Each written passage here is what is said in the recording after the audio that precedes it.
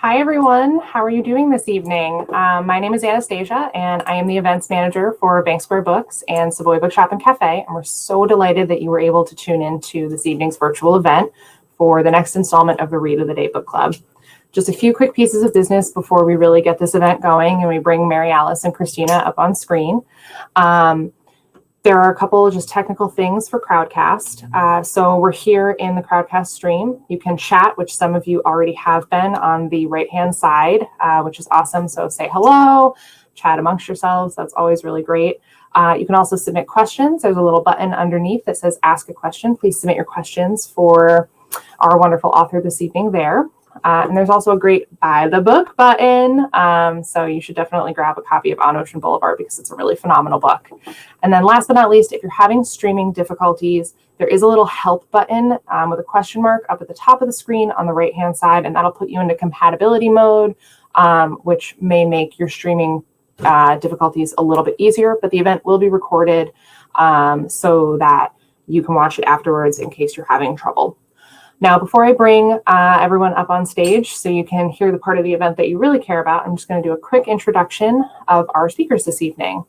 So here to speak about her book, On Ocean Boulevard, is Mary Alice Monroe, who is a New York Times bestselling author of 23 books, and including On Ocean Boulevard, which is the 6th installment of the Beach House series. More than 7.5 million copies of her books have been published worldwide, and she's earned numerous accolades and awards.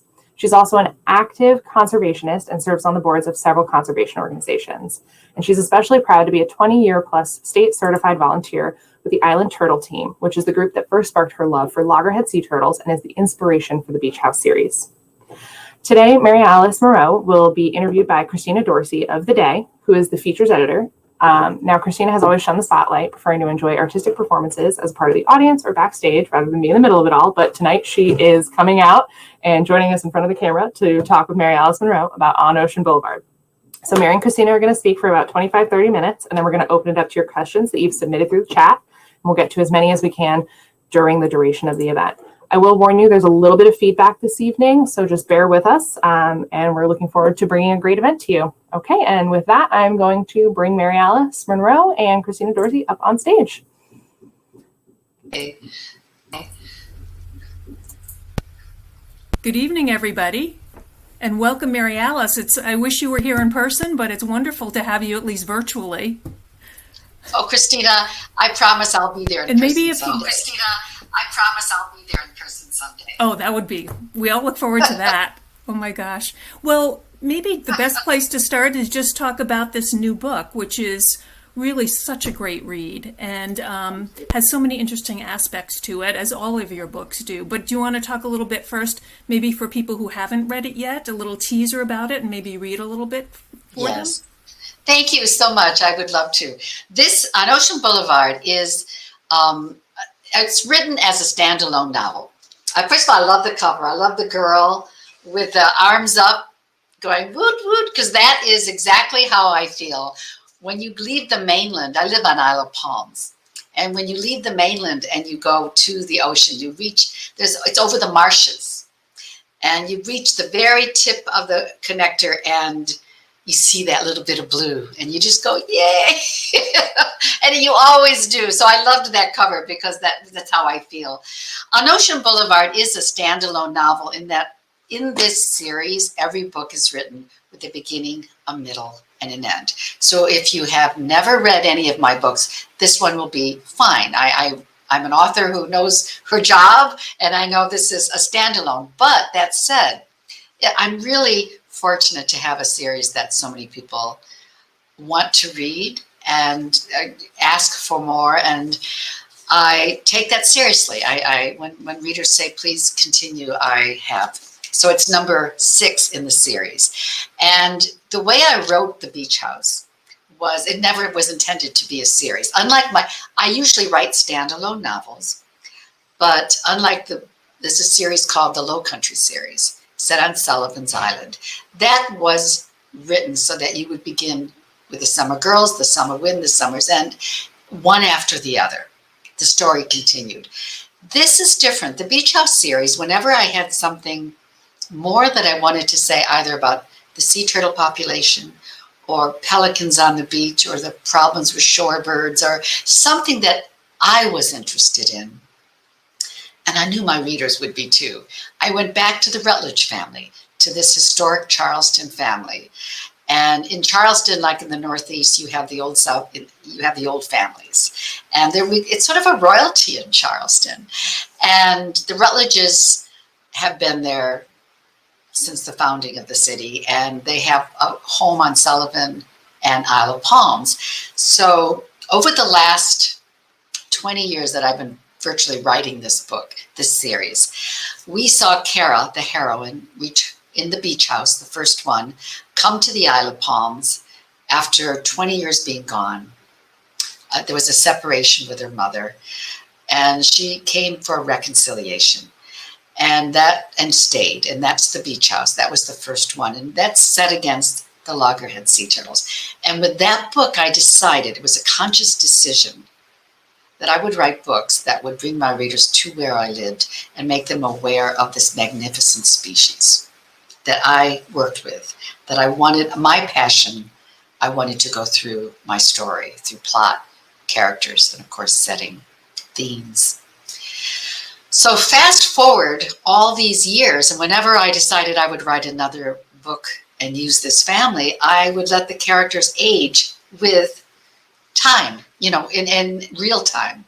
So Kara was 40 in the beach house. And on Ocean Boulevard, she's a 56-year-old woman. And she's gone through a lot. I've filmed the book at this per character over the last 18 years, and she's had births and deaths and always weathered them. She's what we call a lone swimmer, which is what loggerhead sea turtles are. They swim alone out in the ocean. And she's learning to become part of this family. And now at 56, she's getting married again at the opening of the book. And she never thought she'd find love again. And at 56 to be married again, and yet the bridal veil, the plantation wedding, all seems a bit much. She's like, I'm 56 years old. I'm not a 23-year-old blushing bride. And her girlfriends are like, no, you deserve it. You go right ahead. And so there's that back and forth of angst between them. And it causes a little trouble and friction between her and her fiance. So there's that issue. Then Linnea, the young girl in the car, she had left Charleston 2 years earlier in a blaze of independence so that she could go to California to work as an environmentalist in a startup company with her boyfriend, who Daddy didn't like. And in Charleston, in the South, a lot, the mothers like their daughters to stay close. To go all the way to California just was not a happy announcement for the family. In fact, Daddy was not pleased. So here she is at the beginning of the book. You see this young woman flying home. She's got her tail between her legs. She lost her job because the company folded up. Her boyfriend and her split up. She has no money. So what do? You go home. So you have that interesting situation when you have adult children coming home to live with parents again. And there's all this going on. Palmer, her father, Kara's brother, is a recovering alcoholic, and he's building a house on Ocean Boulevard. That's why the book is titled The Action Takes Place. And it's a pivotal piece of property. Has history involved in it. He's bankrupt. Everything he's got is riding on this house. And yet the stress brings out his drinking. And then a devastating illness hits. So you have all this going on, and I write about families. So all this happens in the course of the spring till fall. And what I wanted to touch on was how families stick together. How when the chips are down, they're there for one another. There's commitment, there's loyalty, there's tough decisions, there's a lot of arguments, but in the end, that's what we do. And I think the book has turned out to be quite timely because I did not know the pandemic would hit when I wrote this book. And there's a devastating illness that upsets plans. So here now we have the pandemic. A lot of our plans are upset. In my personal life, my daughter's wedding in June was canceled. So I experienced that. My niece, who worked in the hospitality industry, has no job. So she came home to live with me. So, and my sister in California is with me. So it's like big family coming together. And I thought, I think the book is quite timely because it talks about the issues that we face when we're going up and down and living close together. And yet, I hope it's an inspiration. And in the backdrop are the loggerhead sea turtles that I work with. And to my mind, I mean, the readers are going to learn a lot about my beautiful loggerheads. At the chapter headings, there's facts, but it's a backdrop. And what I love is the cyclical nature of the sea turtles. Come, lay their eggs, and leave. And then the next generation emerges, and they go out to sea, and it begins all over again. And there's a reassurance in the continuity of nature, which I think we all can be inspired by.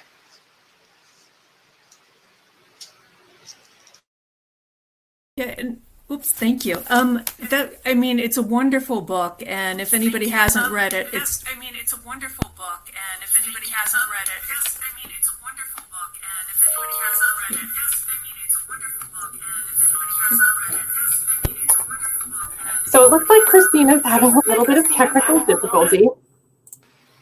Why don't I read my poem? Yeah, Mary is going to read her poem from the book. And I'm going to connect with Christina on her technical difficulty side, okay? All right, I'll take it away. Technology. But I have to say, no matter what, I'm so glad to be here because I can't be there in person today. So this is a poem that I wrote, and I'm very shy about my poetry. I'm feeling a little more brazen now. This is the first of my poems I've ever published. And it's really, I wrote it and worked with it for many, many years. And I decided that it belonged in this book because it's a poem about a loggerhead and how they return home, which is the theme of the book. So while we're working on technical difficulties, I'll read a poem called Odyssey. The sea is thick and murky. Can you see me? I am propelled forward, swept in spiraling swift water. The great current carries me. It writhes along the coastline, swirls around the great gyre, churns past vast sargassum weed. The current snakes from south to north, a supernatural force pushing me forward, always onward. I am a loggerhead. I've journeyed far in this vast ocean, servant to my magnetic compass. Now a voice calls to me in the current. It is the voice of my ancestors, an instinct that has guided mothers generation after generation for 200 million years. I heed the call. I spread my beautiful flippers as strange forces gain strength in my soul, compelling me westward. Light shimmers above, then grows dark, aqua to indigo, over and over on this odyssey. Hunger gnaws at my belly as I swim through the broth of drifting plankton. I push past gangly gliding invertebrates, beyond the wreckfish and sea bream that share space beneath the gilt rock, laden with pink coral and bright anemones.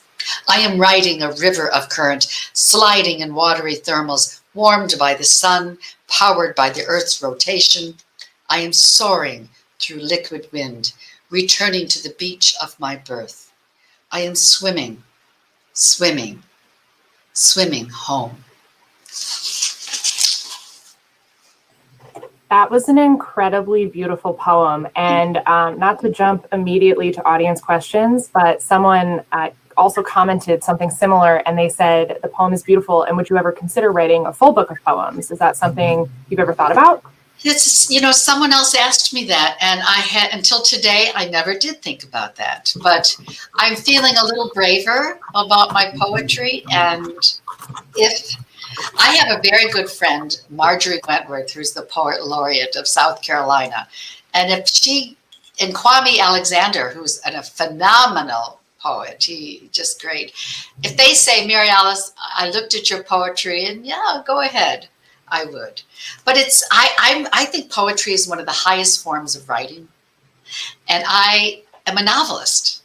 Yeah. So I actually was inspired by, I was saying this before, by Delia Owens when she wrote with Raw Dancing, and I talked about that and her poetry in the book. I mean, I didn't know it was hers when I read the book, and I thought, oh, I'd like to read that poet, and it was Delia. And I thought, okay, Mary Alice, you have to be strong enough and courageous enough like Delia and put your poetry in the book. So I think in my next novel, I'm going to employ that a little more. So you'll see not the next Beach House novel, but I'm writing a standalone after that. And there will be an element of poetry in that book. Yeah, and I think you really hit it on the nail on the head about the Delia Owens book. That book was Did you not think that too? Lyrical. I did not know that was her. Was it Amanda Hamilton? I forget the name of the poet, but that was Delia. And I'm like, oh my goodness, she's such a phenomenal person, but also a phenomenal writer. Yeah. I couldn't agree with you more. Now, tell me, we sort of talked about how the Beach House series has grown throughout these, different evolution of life. And as the book series go on, what do you think surprised you the most as the series has blossomed into where it is now? Well, it's interesting. I love this series for so many reasons. Not only do I love the characters, I've known them for so long that I could never say goodbye. Even the next generation, I'm feeling like Kara, like I want to see where they go and what they do and how can I get them off the ground. But when I first wrote the book, I knew I'd written something, The Beach House, something different than anything I'd written before or read before. And I sent it out, and there were no Friends in Fiction or Zoom or even it was word of mouth, old school, and it shot to shot to the New York Times, which don't I wish it was number one. Shot, for me, it could have been. I mean, I was so excited, I didn't expect it, and it was word of mouth, and I thank my readers, and I'll always be very grateful to them for that. What surprised me first was the book had such an impact on readers that there was an outpouring of donations to aquariums and sea turtle hospitals, and volunteerism for turtle teams shot up as a direct result of the book. So that sort of transcends storytelling to another level. And that was a mission of mine, to bring awareness of this species. So it greenlit my ability to continue. Over the years, the second surprise, but also it's a blessing, is how people have taken this series and loved it. And they want me to continue. If it wasn't that successful, I probably would have stopped after 3. Of course. It's just that when they say, please don't stop, that I keep thinking, how many can I write? And then I realized, Jan Carone, I was saying, someone said, she wrote 15. And I went, really? Oh, I've got a long way to go before I catch up with Jan. So as long as the readers want them, I won't say no. I do want to write other books. And I actually put them on hold to write this. I'm writing another Beach House book now because There you go, audience. you heard it here. But I'm very, very interested in what's going on in families right now. And I'm not interested in writing about the illness as much as what's going on behind closed doors. Yeah. And I'm going to be writing about that. That's what I do. And then I'll jump into my next novel. Yeah, that's awesome. And I think, it's something we've talked about quite a bit through virtual events and just in general. And I'm sure you're feeling it at home, having your niece living with you and whatnot. But although there have been so many, negative and difficult and challenging things about what's happening right now in the world, I think one ray of hope has been the connection and the bringing families together at first by force, but I think a lot of people have really come to cherish, and that's the rock that's holding people together. And I do feel that it is something we're all going to look back on and think, in that phenomenon called the pandemic, what did you do? How did you, what do you have at the end of it? And I think that's the question we should ask ourselves when we start feeling down in the dumps. What do you want to come out on the other side of this saying you've accomplished, or you've done, or you've learned about others, yourself, life? I think that's, always look for the lesson.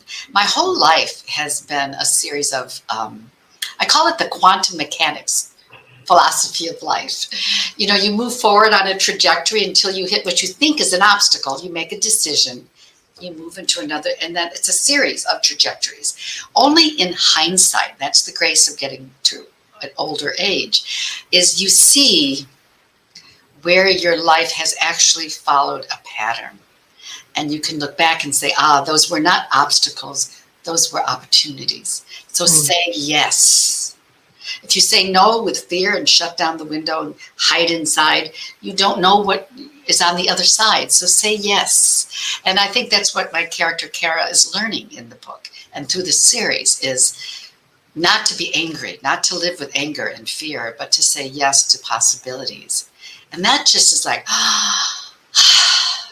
that's going out to the beach, wherever you live, going out to see that vista of mountains or ocean, where you have that line of infinity and you just are filled with wonder at how small you are in the things, but it also empowers you because you're part of it all. And I think that's what I write about in every book I write, is that connection to that nature. And through that connection to nature, that connection to those we love and live with. Yeah, that is incredible. And I think just an outlook that we can all take and apply to our own lives. And, reaching people in that way and causing them to think that way is so important. So Christina is unfortunately still having some technical difficulties. I wish she was here with us up on screen, but she did send me her questions that she had wanted to ask you during her interview. All right. So I'm going to fire off some of those before we get to audience questions. So Christina writes, one thing that I loved about your female characters is that they tend to be strong. Not always. They run into life and have to deal with ups and downs, but in general, they're strong and admirable. It's one of the reasons that she loves Kara and Linnea. How did you develop these two characters for On Ocean Boulevard? All my characters pretty much have a job to do in the novel. So Kara, when I started The Beach House, when I start any novel, I don't start with a story. The Beach House is different because I've been building it for so long. But most novels, I start with the species, and I learn from the species, and I draw what my character, the flaws as well as the strengths from what they have to do. For example, when I wrote about Kara, she was a woman who is a novel of return, because in the Beach House, I was writing about the theme of return, because a sea turtle returns to the beach of its birth some 20, at the time we thought 20 years, now we know it's more like 28, 29 years at maturity. So I knew there would be a story of a woman coming back. When a sea turtle lays her eggs in the sand, 50 to 150 eggs, however many in that clutch, she goes and leaves, and she never returns. That's her biological model as a reptile. But as a human being, as a mammal, we call that abandonment. So I knew that my Kara would be returning home after a long time away, having felt abandoned by her family. So that she was cold. She was the turtle, the lone swimmer in the original story. So I knew that about her. She was successful in business. Everything was black and white, very little gray. And when she dealt with issues, she could turn off. Boom. We all know people like that. And her mother, Lovey, who I think is the most beautiful character I've ever written. She is a true, gracious lady. And she was a turtle lady. Need I say more? But she wanted that summer to soften Kara, to have that connection with Kara. And she succeeded. And so over the next series of books, I've developed Kara's through her changing from a hard, not a particularly warm, likable person to this still very strong woman, businesswoman, sharp, but who's come to the point where she realizes at my age, I'm the matriarch of the family. It's not what's good for me. How can I help the youngins, the next generation? And so she has a job to do in the book, but her character has evolved. And with each book that I write, I look at the psychological profile. You look at where they came from, because our history does inform who we are today. And yet in a novel, I have to know where they're going. That's called a character arc. And I often create characters that you don't like all that much in chapter 1. But by the time you get to the end, you're like, in the summer guest, everyone hated or disliked, let's just say that, disliked Gerda, who was we all know her. She there's a saying with horsewomen, she was a horsewoman, that she had a crop in her boot, held her straight, and she was always ready to pull that crop out and hit somebody. And she had that icy appearance. But in the novel, you learn why she became icy. And that understanding in it for a reader to be able to, I get it, I sympathize with her, mm-hmm. is when you know you've connected with your reader. Yeah, absolutely. Okay, let's see. So another one here is Christina saw you mention beach cleanups. And she wanted to ask you, do you really clean up the beach when you go to the beach for the day? Yes. Do you? Do you? Actually, I did give away. We had the mesh bag, and a lot of people got the mesh bag. And I'm up in the mountains right now because actually, speaking of the pandemic, my children are in my house on Isle of Palms in South Carolina, and they're from Chicago, and I can't see them. It's a heartbreak. I think a lot of us are experiencing that. You know, my granddaughter, why can't you come down and see me? I'm in North Carolina now, and I can't. I just can't. So right now I'm not picking up plastic. But I think that's a good point. That it's the whole plastics issue is something I wanted to bring into my novel for years. How do you do that? It's not a turtle. It's not a dolphin. It's not a butterfly. It's plastic. So I think I succeeded in coming up with an idea that I hoped would inspire people to learn that one small act can make a difference. And for Linnea, she saw someone walking the beach with a plastic bag, picking up plastic. And she thought, that's really cool. I'm going to do that. So she started doing it. And then Pandora, this other character, this is young characters in the book, finally, when she picked up that plastic and put it in the bag, we knew she took a leap of growth. She's the kind of person who just throws money at people. But when she took responsibility, and that was a vehicle by which I could reveal her character arc growth. So I do pick up, it doesn't have to be the beach. It can be your neighborhood, a neighborhood walk, or your park, or the highway. Take a bag and just pick up one thing and you like it. Absolutely. My husband and I will, for those who are local audience attendees, we live in the southeastern Connecticut, southern Rhode Island corridor. So we are usually no more than 10, 15 minutes from the beach. And my husband and I will grab coffees and we'll walk out. And then on the way back, we must fill our coffee cups up with trash, and everyone should. Bravo, bravissimo. But that's what the whole thing, I have on my Facebook page, Mary Alice Monroe, there is a group called Light One Candle, and everyone's invited to attend. I started it because when I do my book tours and I talk to an audience, I see the almost desperation of a lot of people in the audience when they hear me talk, and they say, but climate change is so big, or the plastics in the ocean, my gosh, is so big. What can I do? What? And I always say that we need you more now than ever before. And just do one thing, light one candle. Think globally, but act locally. If you can just pick one piece of plastic up, and you do too, and you do, and you do, or you don't use a plastic straw, or you decide you're not going to use those plastic bottles, you're going to use those lovely glasses that keep your water, not glasses, the thermos sort of things. Like, yes, keeps your cup, keeps it cooler. Actually, what I love are these steel straws, the metal ones. Because if you have an iced drink, it gets very cold when you drink it. It's very nice. So on Light One Candle, you're all invited. We just try to think of things we can do to make a difference. And I hope everyone joins me there. Yeah, absolutely. So I'm going to just ask one more of Christina's questions, and then we'll open it up to the audience questions. She was really drawn to this quote. I was hoping that you could sort of expand on your thought process behind it. So I'm just going to read the quote.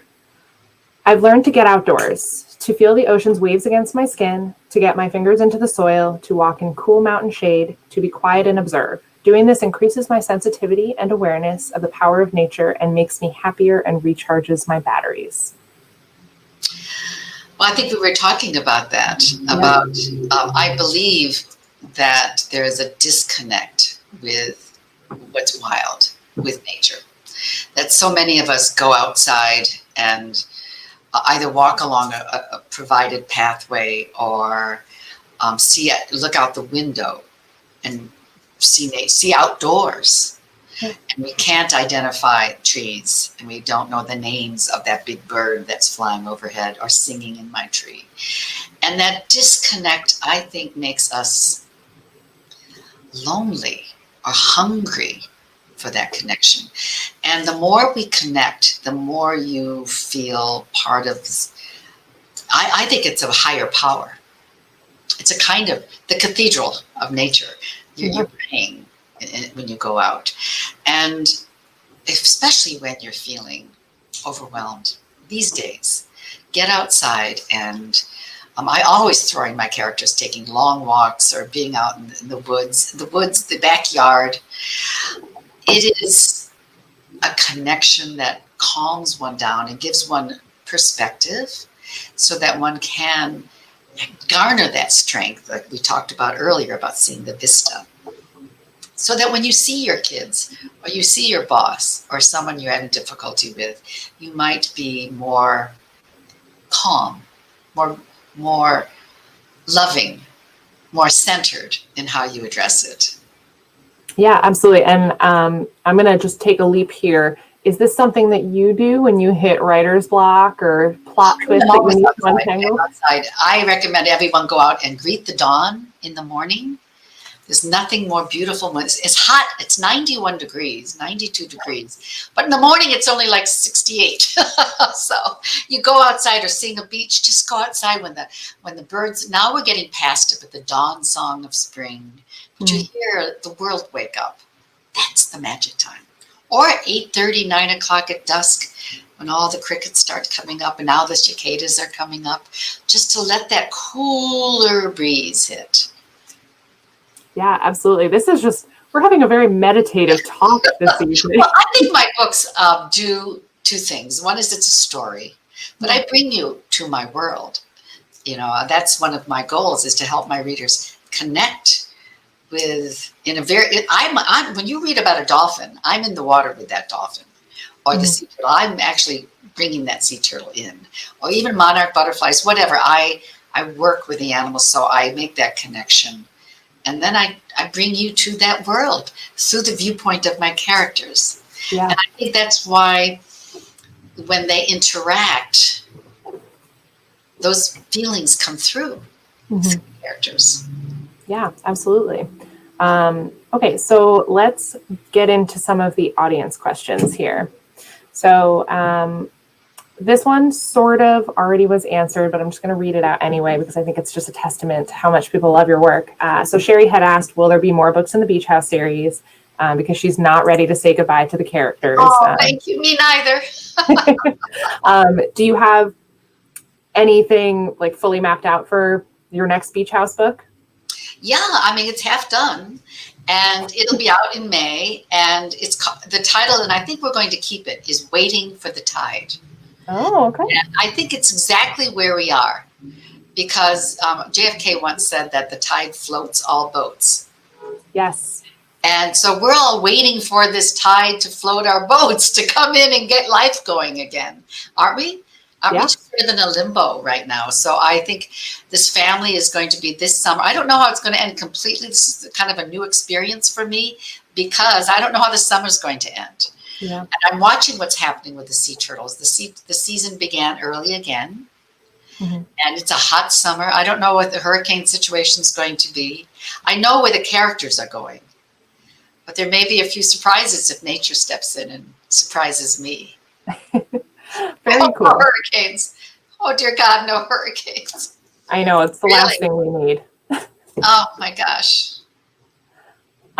Okay, so Sharon asks, with all of the beautiful barrier islands near Charleston, how did you decide to live on the Isle of Palms? Well, we had been coming to, my husband was at the NIH, and we had come to Isle of Palms many times, and we loved it. And then when he was offered head of child psychiatry, he's a psychiatrist. That's why I can delve. He helps me with my characterization. I don't know. It makes sense now. Yeah, no, he really does.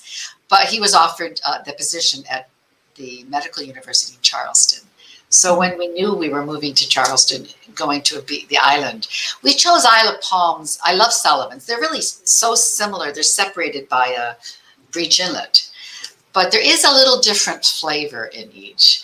And I could have lived on either one, and I sort of just bought when there was a house, I bought the house, but I knew I would buy in either Sullivan's or Isle of Palms. Yeah, okay, awesome. And I think we addressed this in your bio, but how did you start working with the sea turtles, and how long have you been doing that? I began with the first thing I did when I moved to Isle of Palms is join the sea turtle team, because I knew my sister was in Florida and she's an artist, and she had described to me this turtle coming ashore and the tears that came out of the eyes. Mm-hmm. The metaphor for a mother's tears spoke to me so clearly. It was like this is how it is with the animals, whatever. Whenever I get I know I have to write about that animal right now. So as soon as we moved, I joined the Island Turtle team. And that was in 1998. And so 21 years, I suppose, I've been on the turtle team. That's awesome. This summer I'm not on the beach much, and I feel badly because it's an odd summer. And also with my increasing book tours, mm-hmm. The team knows that I come and go. I used to be there all the time. But as I tour more in the summer, it's been, and also my work now expands where I'm doing more work with the aquarium, the South Carolina Aquarium, and with the Leatherback Trust. I'm on the board, so I work mm-hmm. there too. But it's much more fun to be on the beach with the animals. Of course. Yeah. And sea turtles they're just such beautiful creatures, truly. And they have personalities. They do. I think when I wrote Swimming Lessons, I was there when we actually created the Sea Turtle Hospital. We had cardboard boxes, and we were looking for tanks so we could put a sea turtle. The first sea turtle tank was a kiddie pool from Walmart. So that was always that and duct tape. Yes, we saved those turtles. Those were the days. Those were the fun days, to be honest. We have a state-of-the-art facility now. Yet it was, what did I look for? The resilience of the sea turtles. So much mm-hmm. like a woman's resilience that I wanted to write a book about that. And so I used the family. And that's how I always approach each book in the series, is when the pelicans, those great water birds were sick, and shorebirds, my goodness, 70% of shorebirds are as a drop in population since the 1970s. So I look at this and I think, how can I mold my story around this interesting question? Mm-hmm. And, what I write about, though, are families and the give and take. And people come to the books because they want to know what's happening with Kara and Linnea and the mother-daughter and the aunts and uncles and the family issues. Yeah, absolutely. And so, I think this strong connection to these books is in part because they read in such an immersive way where it sort of feels like you are in a movie, so to speak. Thank you. And so with that being said, Christina actually pointed out that The Beach House was made into a Hallmark movie. Yes. And what was that experience like for you? It was amazing because Andy McDowell is so amazing. Yeah. When I wrote The Beach House, she was in my mind to be Kara. She was young. I was young. It was 20 years ago. And I had her picture up on the bulletin board. And so fast forward, the book came out. And I was coming home from Charleston on book tour on a little little puddle jumper. Mm-hmm. And I saw her, the hair. And I went, oh my gosh, it's Andy McDowell. And so I was very quiet. She was 2 seats ahead of me on that 2-seat, 1-seat sort of setup. Mm-hmm. And I debated myself with a 37-minute short flight. Am I going to say hello? No. Am I going to say hello? No, it's 11 o'clock at night. You leave her alone. So I decided to leave her alone. And I was standing waiting for our luggage, and she came and stood next to me. And I thought, okay, thank you, God. So I just said, hi, I'm Mary Alice Monroe, and I just wanted to say thank you because you inspired a character in one of my novels. And she's so lovely. She could have just said, well, thank you very much. But she said, oh, really? What was the name of that novel? And I said, The Beach House. She went, oh, and she pulled out a piece of paper and she wrote down the title. And she said, I'm going to read that book.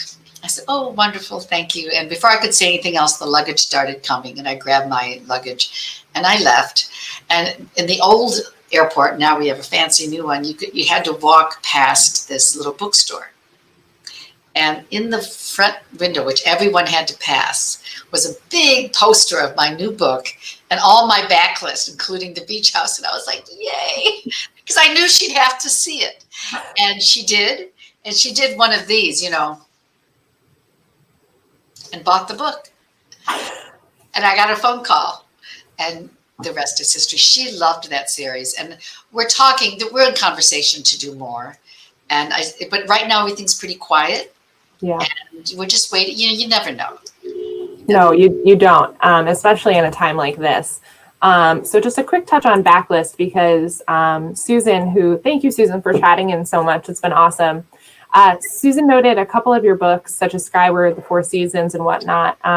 She wanted to know if those would ever get re-released in paperback, and that's not really something that you are in charge of, I imagine. But well, they're all available. I mean, Mira is the publisher for those books, and they're all available. They keep them in print.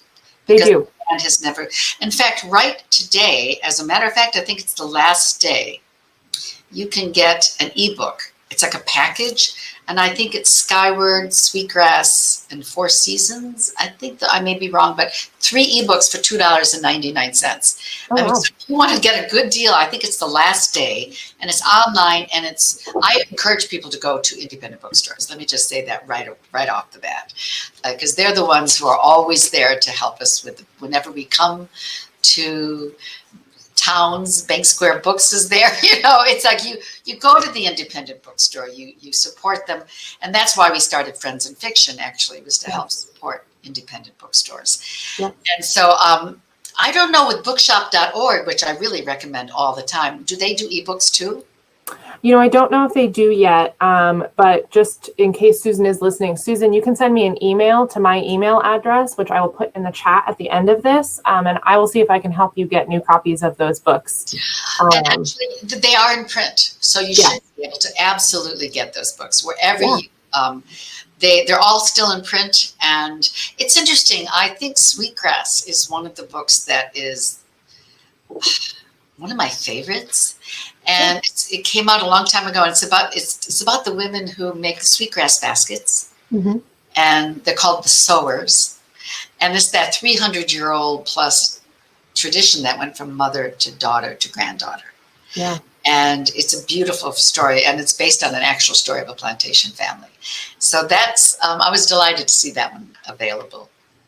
Very cool. So you just sort of tilted your hand a little bit. Do you have favorite books that you've written?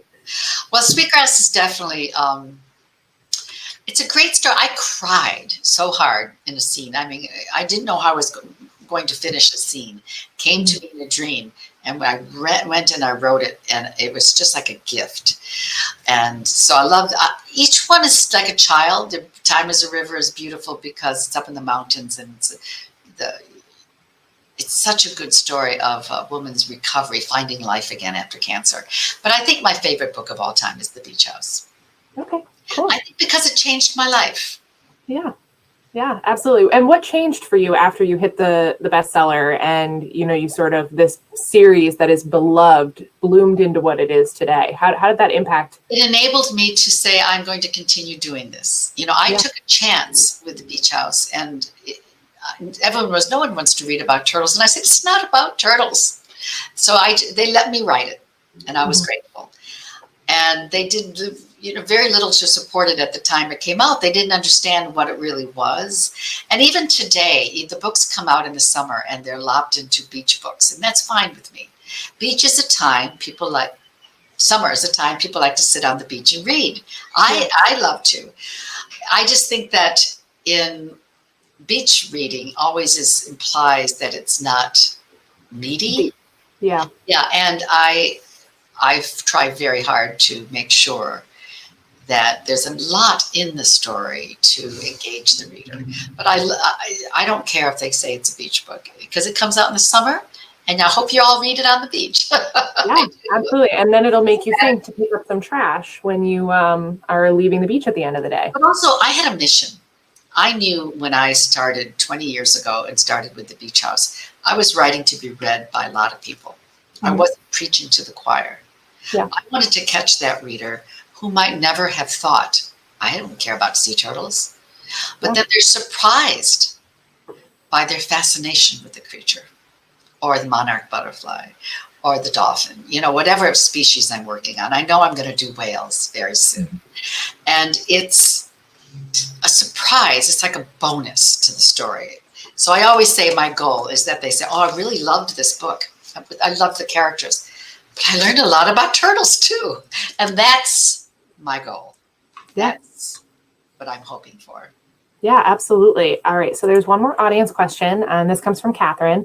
And she asks, how much of your Light One Candle idea comes through in your middle grade books? Bless you for asking the question. I never talk about all the things. Yes, this is important. Thank you so much for asking that.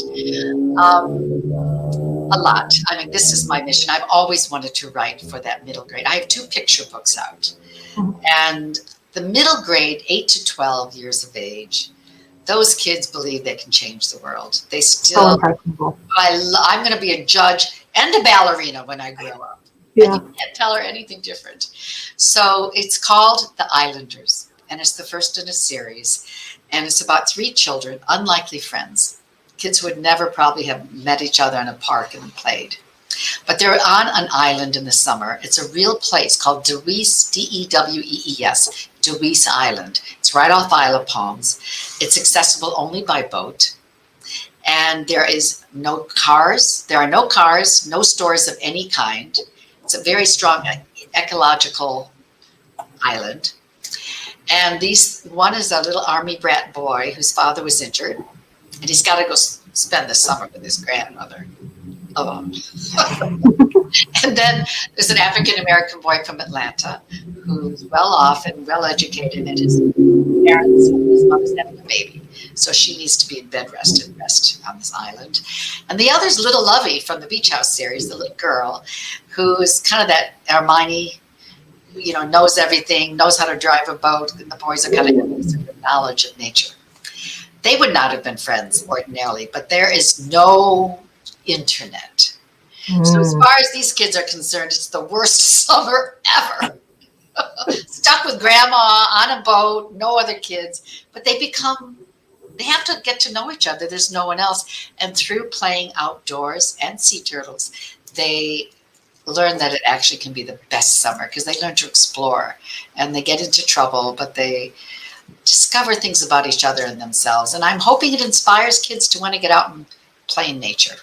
Yeah, absolutely. That's amazing. It's be about alligators. Oh, cool. The series, because there's a lot of alligators on Dewees. Yes, absolutely. Okay, so just as we're wrapping up here, someone asked if you ever plan to write about manatees. You can just quick fire off about that. I've been promising. I have to, I'm waiting for the inspiration. I've been with the manatees and I've worked with them, but it's a click. It's like I said, that, and I just haven't felt it yet, but I'm sure it's on the list. Yeah, absolutely. Wonderful. So before we wrap up, if you could just say the name of your middle grade book one more time. It's called The Islanders, and it's from Aladdin Books. And I'm waiting for the date, but it will be spring or summer 2021. Perfect. Well, I can't wait to read it myself. So just everyone, you can buy a copy of this incredible book right by the button that's underneath us here. We love On Ocean Boulevard. And Mary Alice Monroe signed some book plates with her lovely signature on them. So they're coming in the mail. So you can place an order and get a signed book plate. Very cute. I'm sure they are. I bet you they match the book. And then you may have noticed that we talked a little bit about Friends in Fiction as well. And actually for tomorrow night's Friends in Fiction, Bank Square Books is the bookseller. So you're kind of doubling up with us. So you should definitely tune in tomorrow night to Friends in Fiction on Facebook Live.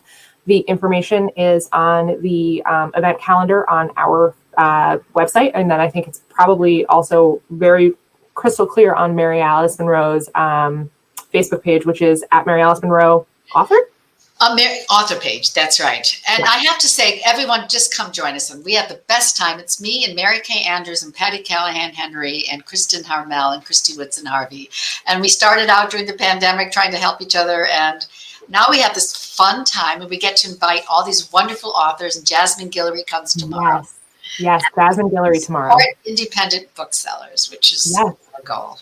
Absolutely. Well, thank you so much for tuning in tonight, everyone. And thank you for joining us. And thank you to Christina, who we were sad that she couldn't be up on screen with us. But she had some wonderful questions.